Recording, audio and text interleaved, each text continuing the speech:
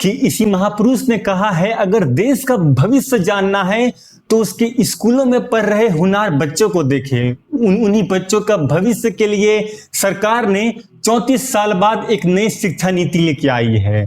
तो आज हम समझेंगे कि नई शिक्षा नीति क्या है और किन मायनों में ये पुरानी शिक्षा नीति से अलग है। तो चलिए शुरू करते हैं। और हाँ, शुरू करने से पहले अगर आप मेरे चैनल में पहली बार आए हैं तो सब्सक्राइब करें और बेल आइकन जरूर दबाएं। तो मेरा नाम है अखिल कुमार और आप देख रहे हैं द इंडिया इनसाइड। तो आइए समझते हैं। भारत सरकार के एचआरडी मिनिस्ट्री ने नई शिक्षा नीति 2020 की घोषणा कर दी है। इसीलिए आज आप सबको बताएंगे कि इससे देश के तमाम छात्रों, उनके परिवार, उनके माता पिता के जीवन में क्या बदलाव आने वाला है। अब तक भारत की पूरी शिक्षा व्यवस्था 10+2 की फॉर्मेट में चलती थी, लेकिन अब इसे 5+3+3+4 के फॉर्मेट में बदल दिया जाएगा।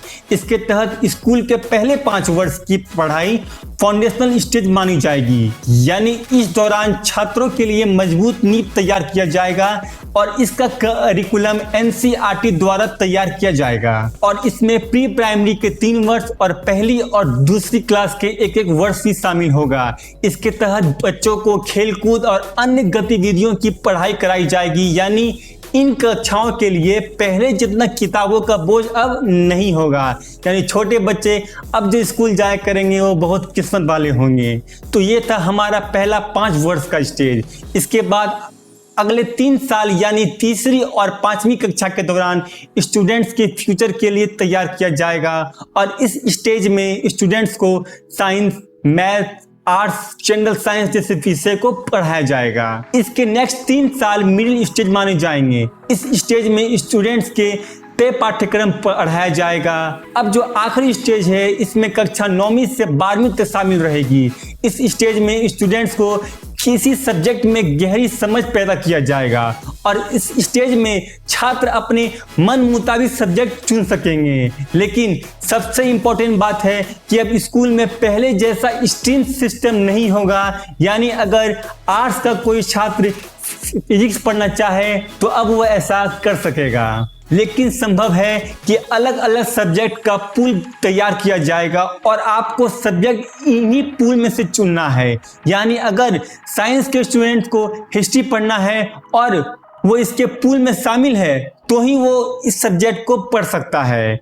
अब दूसरी सबसे महत्वपूर्ण बात है, अब 5वीं कक्षा तक की पढ़ाई अब आप अपने मातृभाषा में कर सकेंगे, यानी अंग्रेजी में पढ़ाई की अनिवार्यता अब नहीं होगी। अब अंग्रेजी की सिर्फ एक सब्जेक्ट की तरह ट्रीट किया जाएगा, जैसे कि मैथ, फिजिक्स और केमिस्ट्री है। यानी स्कूलों का जबरन अंग्रेजीकरण करना अब खत्म हो जाएगा। अब क्लास 6 से ही स्टूडेंट को कंप्यूटर कोडिंग सीखने का मौका मिलेगा। अब भारत के छात्र जापान और चीन के तर्ज पर छोटी उम्र से ही सॉफ्टवेयर और मोबाइल एप्लीकेशन डेवलप कर पाएंगे और साथ साथ इसी कक्षा से ही छात्रों को इंटर्नशिप करने का मौका मिलेगा। एग्जाम्पल के तौर पर अगर स्टूडेंट्स पेंटिंग करने का शौक रखता है तो वो किसी पेंटर के पास अब इंटर्नशिप करने जा सकता है। 9वीं से 12वीं कक्षा का एग्जाम अब सेमेस्टर वाइज होगी।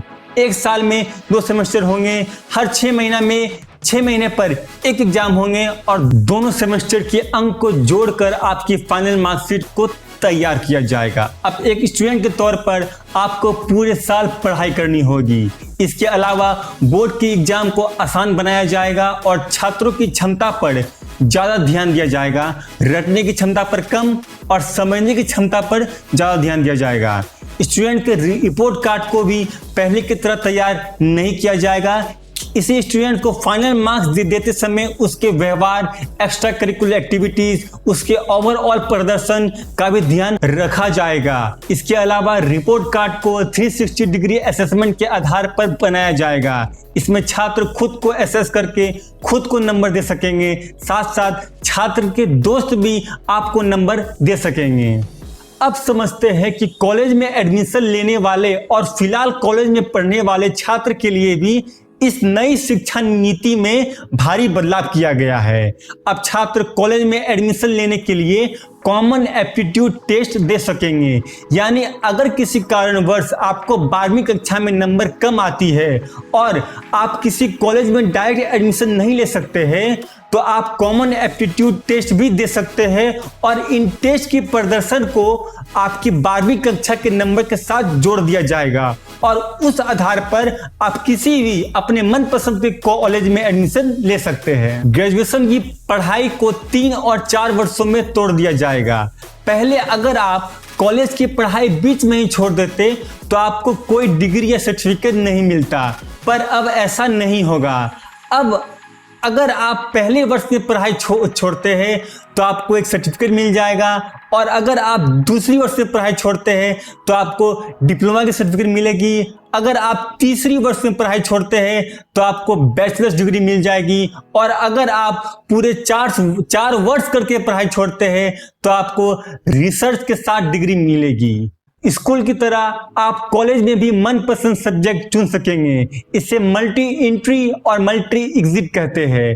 अब आप जब चाहे कॉलेज ज्वाइन कर सकते हैं और जब चाहे कॉलेज छोड़ सकते हैं। साथ साथ अब आप एक से ज्यादा कोर्स भी कर सकेंगे। तो आज के लिए बस इतना ही। अगर आपको ये आज का वीडियो अच्छा लगा तो इसे लाइक करें, शेयर करें और मेरे चैनल को सब्सक्राइब करें। तब तक के लिए जय हिंद।